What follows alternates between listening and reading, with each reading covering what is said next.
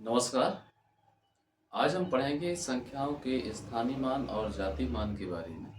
संख्याओं के बारे में हम विभिन्न प्रकार की जानकारी जानते हैं, लेकिन ये अगर पहलू यानी कि स्थानीय मान और जातीय मान के बारे में अच्छे से नहीं जानते हैं, तो हमें संख्याओं को पढ़ना नहीं आता है। जिस प्रकार से किसी भी वाक्य या शब्द को पढ़ना होता है, उसी प्रकार से विभिन्न प्रकार की संख्याओं को भी जो है पढ़ना आना चाहिए। अब किसी भी जो संख्या है, उसका हम स्थानीय मान और जातीय मान किस प्रकार से जान सकते हैं, इसके लिए दो तरीके विकसित हैं। एक है होता है भारतीय अंकन पद्धति और एक होता है अंतर्राष्ट्रीय अंकन पद्धति। मतलब कि दो प्रकार की अंकन पद्धति यानी कि प्रणाली विकसित है। तो भारतीय अंकन पद्धति में जो है हम किसी भी संख्या में जो अंक स्थित होते हैं, उनकी इकाई, दहाई, सैकड़ा, हजार के जो है विभिन्न स्थानीय मान को हम जानते हैं। अच्छा, स्थानीय मान को जो है बोलते हैं प्लेस वैल्यू और जातीय मान को बोलते हैं फेस वैल्यू।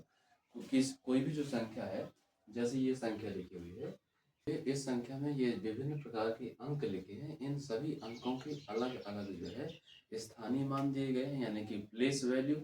और इसमें जो है जितने भी अंक लिखे हुए हैं, सभी अंकों की एक विशिष्ट प्रकार की पहचान होती है, जिसे हम फेस वैल्यू कह सकते हैं, यानी कि जातीय मान कह सकते हैं। तो ये जो कोई भी अंक संख्या है, ये किसी भी प्रकार की जो संख्या अगर हम लेते हैं, तो ये सभी संख्याएं जो है ये 9 प्रकार के जो अंक होते हैं, इन्हीं अंकों से मिलकर बनती है। जैसे कि यहाँ पे हम देख रहे हैं, एक लिखा है, दो लिखा है, 3, 7, 4, 3, 5, 2।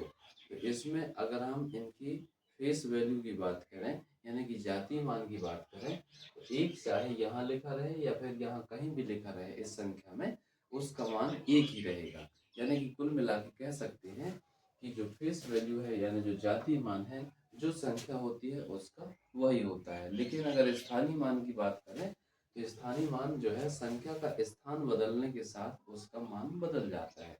जैसे यहाँ पे एक इकाई में लिखा हुआ है, इसी प्रकार से ये दो जो है दहाई पे लिखा हुआ है। तो अगर हम दो का स्थानीय मान ज्ञात करना चाहेंगे, तो यहाँ पे दो का जो स्थानीय मान होगा वो होगा 20, यानी कि इकाई दहाई। दहाई यानी कि 10वें नंबर पे आएगा। तो 2 गुणित 10 बराबर हो जाएगा 20। तो इसका स्थानीय मान क्या हो जाएगा? दहाई का हो जाएगा। इसी प्रकार से ये जो 3 है, इसका स्थानीय मान हो जाएगा सैकड़ा, यानी कि ये जो है इकाई, दहाई, सैकड़ा। तीसरे नंबर का जो अंक है, ये सैकड़े यानी कि 100 के स्थान पर स्थित हो जाएगा। और ये जो 7 है, ये हजारवें स्थान पर स्थित हो जाएगा। इसी प्रकार से हम आगे जो है इनके क्रम को आगे बढ़ते जाते हैं। तो जब किसी भी संख्या के स्थान बदलने के कारण उसके मान में परिवर्तन आता है, वो स्थानीय मान कहलाता है। और जो जातीय मान होता है, संख्या चाहे कहीं भी लिखी हो, यानी अंक चाहे कहीं भी लिखा हो संख्या में, उसका मान जो है वही रहेगा। जैसे यहाँ पे एक लिखा है, तो इसका मान एक ही रहेगा, ये कहलाएगा इसका जातीय मान। और इसी एक को अगर हम यहाँ पे मान लो कि आगे लिख दें, तब भी में इसका मान एक ही रहेगा, तो ये कहलाएगा जातीय मान। ठीक। अब हम यहाँ पे जो है देख लेते हैं कि ये जो हमने एक टेबल बनाई हुई है, इसी प्रकार से इनके जो है अंतर्राष्ट्रीय अंकन पद्धति और भारतीय अंकन पद्धति के अनुसार इनके नाम लिख लिए हैं। तो इसकी आवश्यकता पड़ती है हम किसी भी संख्या में लिखे हुए जो अंक हैं, उनके स्थानीय मान ज्ञात करने के लिए। जैसे मैं यहाँ पे लिखा हूँ कोई भी एक संख्या, कितने अंक हैं टोटल इसमें? 1, 2, 3, 4, 5, 6, 7, 8, 9, 10, 11, 12, 13, 14, 15, 16, 17। अब यहाँ पे जो है टोटल 17 अंक हैं, लेकिन इन सभी 17 अंकों से मिलके एक संख्या बनी हुई है। अब इस संख्या को हमें पढ़ते आना चाहिए। तो इस संख्या को कैसे पढ़ते हैं, तो उसी के लिए हमको जो है यहाँ पे ये स्थानीय मान की आवश्यकता पड़ती है। तो स्थानीय मान में हम भारतीय अंकन पद्धति के अनुसार अगर समझेंगे, तो इसे कहते हैं इकाई, दहाई, सैकड़ा, हजार, 10,000, लाख, 10 लाख। फिर इसके बाद 10 लाख के बाद करोड़, 10 करोड़, अरब, 10 अरब, खरब, 10 खरब। फिर इसके बाद नील, 10 नील। और इसके बाद पदम, 10 पदम। मैंने ये जो पीछे नीचे ये नंबर लिख दिया है, इसको थोड़ी सा दिमाग में मेमोराइज करने के लिए लिख दिया है, कि जिसमें विद्यार्थी आराम से समझ जाए। अच्छा, एक चीज और ये समझना है कि ये जो भारतीय अंकन पद्धति है, जब किसी भी संख्या में उनके हम स्थानीय मान को डिनोट करते हैं, यानी कि स्थानीय मान को समझते हैं, तो क्या करते हैं, जितनी भी संख्या लिखी हुई है, इसमें हम सबसे पीछे के 3 अंक लेंगे, 3 अंक के जस्ट आगे यहाँ पे अल्प विराम लगाएंगे। फिर इसके बाद ये 2-2 अंक लेके आगे हम जो है अल्प विराम लगाते जाएंगे। जैसे देखो ये 3 अंकों के बाद ये अल्प विराम लगा है, फिर 2 अंकों के बाद अल्प विराम लगा है, फिर इन 2 अंकों के बाद आगे जो है ये अल्प विराम लगा है। इसी प्रकार से ये 2 अंकों के आगे अल्प विराम लगा है। ऐसे जो है 2-2 अंकों के आगे ये अल्प विराम लगता जाएगा, ठीक है ना। लेकिन अंतरराष्ट्रीय अंकन पद्धति में अगर हम इसी संख्या को लिखेंगे तो अभी मैं उसको समझाऊंगा कि कैसे इसको जो है डिनोट करेंगे। अंतरराष्ट्रीय अंकन पद्धति में क्या करना है, सीधी सी बात समझ लीजिए कि जैसे ये हमने इकाई के बाद ये 3 अंक के बाद यहाँ पे अल्प विराम लगाया है, तो आगे यहाँ 2-2 अंक न लेके इन 3-3 संख्याओं के जोड़े बनाते हुए आगे अल्प विराम लगाते जाएंगे, तो हो जाएगा अंतरराष्ट्रीय अंकन पद्धति के अनुसार उनका निरूपण। अब यहाँ पे देखो, भारतीय अंकन पद्धति के अनुसार इसे कहते हैं इकाई, यानी इकाई में जो है ये 3 जो है इकाई पर स्थित है, ठीक है ना, स्थानीय मान की बात कर रहे हैं। इसी प्रकार से ये जो 5 है इसका स्थानीय मान के अनुसार कौन सा नंबर होगा, इकाई के बाद ये दहाई, है ना। और दहाई यानी कि जो 5 का मान होगा कितने के बराबर होगा, 5 गुणे 10, यानी ये जो है 5 50वें नंबर पे रहेगा, ठीक है ना। मतलब कि इकाई दहाई यानी कि दहाई में से नंबर पर स्थित है। अब ऐसे ही जो है इकाई दहाई सैकड़ा में हम 4 को देखते हैं, तो 4 का स्थानीय मान क्या होगा, तो इकाई दहाई सैकड़ा, यानी कि ये जो है 100वें नंबर पर स्थित है। इसका टोटल मान जो 4 का होगा 4 गुणे 100 यानी कि 400। इसी प्रकार से ये 7 का जो स्थानीय मान है ये होगा 1000, 7 गुणे 1000, ठीक। इकाई दहाई सैकड़ा 1000, ये 1000वें नंबर पर स्थित अंक है। ये जो है 10,000वें नंबर पर स्थित अंक है, ठीक है ना। इसी प्रकार से ये लाखवें नंबर पर ये जो है इसका जो स्थानीय मान होगा वो लाख होगा, यानी कि इकाई दहाई सैकड़ा 1000 10,000 लाख। देखो ये 10 लाख पे हो गया और ये 3 जो है 10 लाख के नंबर पर स्थित है। इसी प्रकार से ये जो 6 है करोड़ में है और ये 10 करोड़ में है 4। इसी प्रकार से ये अरब में स्थित है और ये 10 अरब में है। और ये जो 5 है ये खरब में है और 7 जो है 10 खरब में है, ठीक है ना। इसी प्रकार से ये जो 1 है ये इसका स्थानीय मान होगा नील, और ये जो 2 है इसका स्थानीय मान होगा 10 नील। फिर ये जो है 4 पदम पद है और इसी प्रकार से ये जो 3 है ये 10 पदम के नंबर पर स्थित है। तो इस प्रकार से जो हम इनके स्थानीय मान जानते हैं। अब इसको हम पढ़ते हैं, ठीक है ना।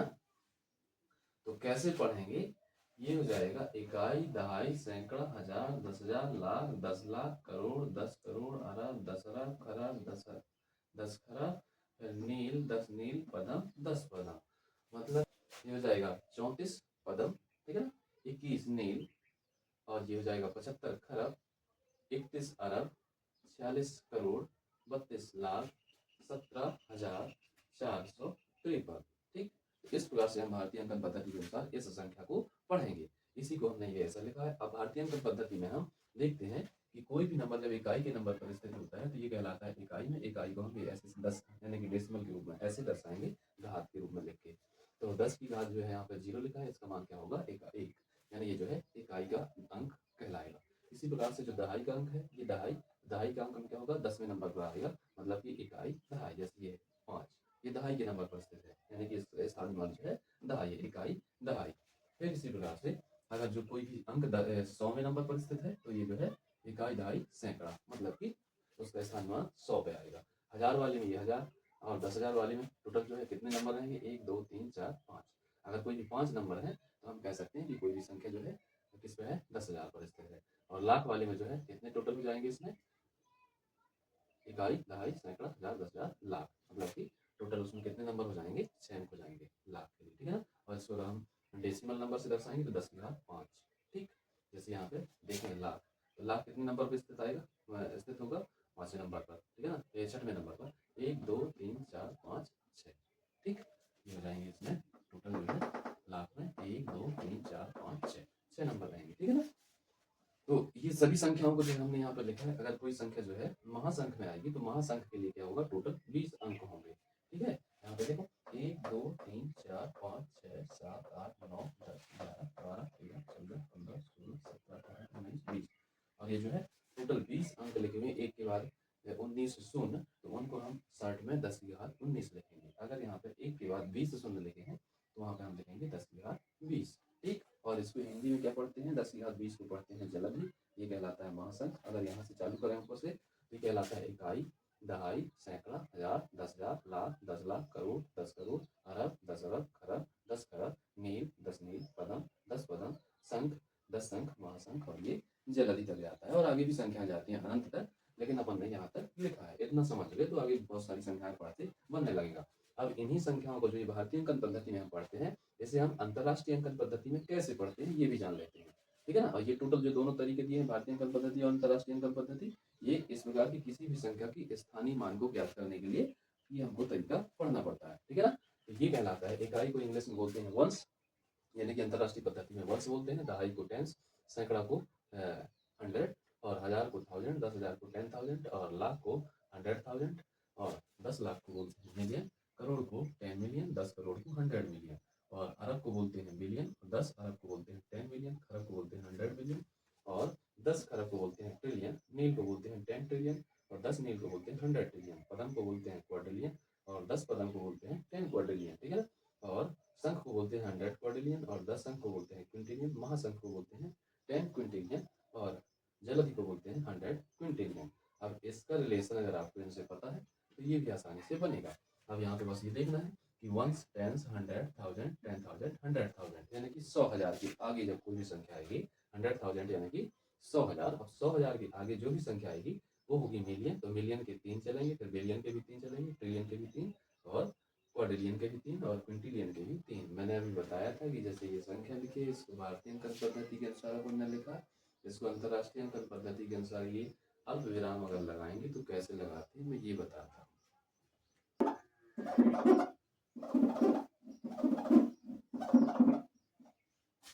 बोर्ड देसी जुगाड़ है इसलिए तो इतना टाइम लग रहा है, और मिटाने में समझता जा रही है, ठीक है ना। डिजिटल बोर्ड होता तो ये सब दिक्कत नहीं होती, सीधे क्लिक करो अगला पेज ओपन हो जाता। अब इसको जैसे ये संख्या लिखी है, इस संख्या को अगर हम अंतरराष्ट्रीय अंकन पद्धति में दर्शाएंगे तो सीधी सी बात, इसमें क्या करना है, ये 3 अंक लेना है, 3 अंक के बाद आगे यहाँ पे अल्प विराम लगाना है, फिर इस प्रकार से 3 अंक के आगे अल्प विराम लगाना है, इसी प्रकार से ये 3 अंक के बाद लगाना है, फिर ये 3 अंक के बाद यहाँ अल्प विराम लगाना है, फिर ये 3 अंक के आगे अल्प विराम लगाना है, ठीक है ना। अब यहाँ पे ये जो 3 अंक हैं ये किसके चलेंगे, वंस, टेंस, 100, ठीक है ना। फिर इसके बाद 100 के बाद क्या चलेगा, 1000, 10,000 और 100,000, ये जो है 1000 का चलेगा, ठीक है ना, THU 1000 वाला चलेगा।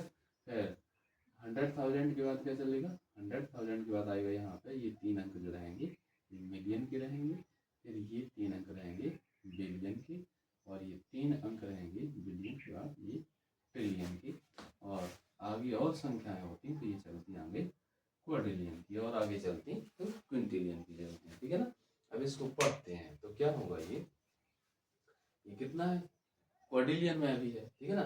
तो 34 क्वाड्रिलियन, ठीक, 34 क्वाड्रिलियन, 217 ट्रिलियन, 531 बिलियन, 463 मिलियन, और 217,000, ठीक, और 453, ये आएगा अंतरराष्ट्रीय अंकन पद्धति में पढ़ने का तरीका। कोई भी अगर संख्या लिखी है तो इसको हम जो है अंतरराष्ट्रीय अंकन पद्धति में इसी प्रकार से पढ़ेंगे। ये वंस है, ये टेंस है, और ये 100 है, ठीक है ना। तो ये हो जाएगा वंस, टेंस, 100, 1000 में आ जाएगा 1000, 10,000, 100,000, ठीक है ना। फिर इसके बाद आ जाएगा ये मिलियन, 10 मिलियन, 100 मिलियन, फिर ये बिलियन, 10 बिलियन, 100 बिलियन, फिर ये आ जाएगा ट्रिलियन, 10 ट्रिलियन, 100 ट्रिलियन, और ये आ जाएगा क्वाड्रिलियन, 10 क्वाड्रिलियन, ठीक है ना। तो 10 क्वाड्रिलियन ये जो संख्या लिखा है इसको हम पढ़ेंगे कैसे, अभी जो मैंने पढ़ के बताया, मतलब कि 34 क्वाड्रिलियन, 217 ट्रिलियन, 531 बिलियन, 463 मिलियन, और 217,453, इस प्रकार से ये हम संख्याओं को पढ़ते हैं। तो उम्मीद है कि आप लोगों को ये वीडियो अच्छे से समझ में आया होगा। इसी प्रकार की और आगे की जो जानकारी है संख्याओं के बारे में अगर लगे तो मैं आगे वीडियो में बताने का